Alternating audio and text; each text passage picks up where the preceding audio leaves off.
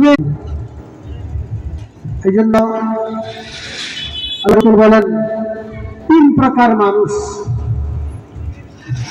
প্রকার মানুষকে সম্মান করলে স্বয়ং আল্লাহকে সম্মান করা হয়। আবু মুসা আশআরী রাদিয়াল্লাহু তাআলা আনহু থেকে রওয়ায়াত, আবু দাউদ শরীফে আছে, ইন্না মিন ইজলালিল্লাহ তাওকীর যিশাইবাতিল মুসলিম।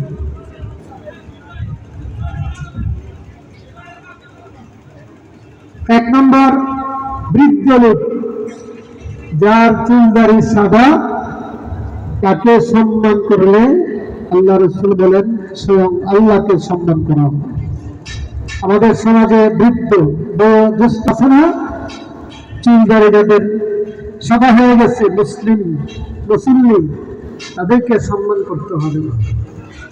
তাদেরকে সম্মান করলে স্বয়ং আল্লাহকে সম্মান করা হবে। দুই নম্বর, সাহিবুল কোরআন,